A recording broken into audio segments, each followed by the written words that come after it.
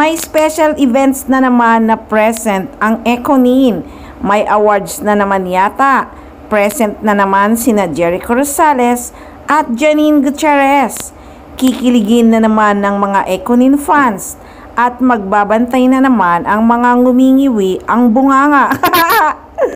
May mga buzzer talaga si Janine Gutierrez na nagsasabing hindi daw sikat ang actress. Feeling sikat lang daw. Bakit kaya react sila ng react tuwing nagpo-post si Janine? Yan ba ang walang appeal?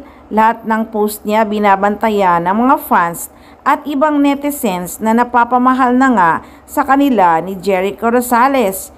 Yan ba ang hindi sikat? Halos kalahati ng fans ng love team na sikat ngayon ay nakabantay nga sa mga post ni na Jericho Rosales at Janine Gutierrez.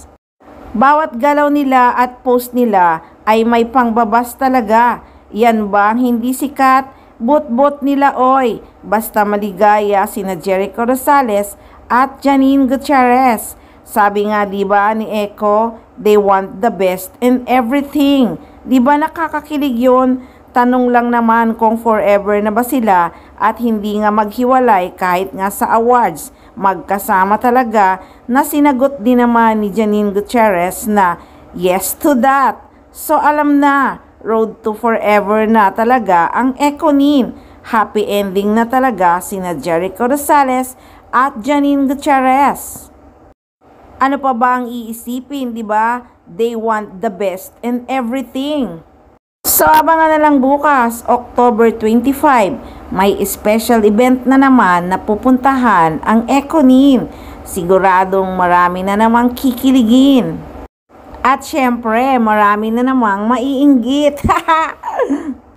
Ay siya nga pala guys, may nakita akong post ni Janine Gutierrez na sumasayaw yung kanyang trainer. Trainer ba yon?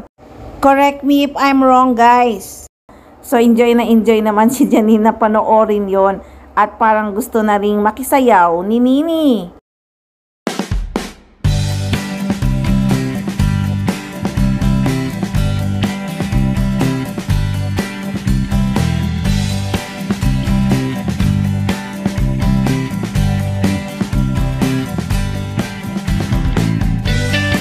Napapangiti na lang akong makita si Janine Gutierrez na nag-i-enjoy ngang panoorin ang kanyang trainer habang sumasayaw.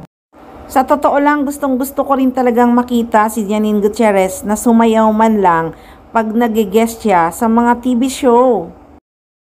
Pero wala beauty and brain lang talaga at magaling umarte ang meron ang actress. In short, wala talagang perpektong tao.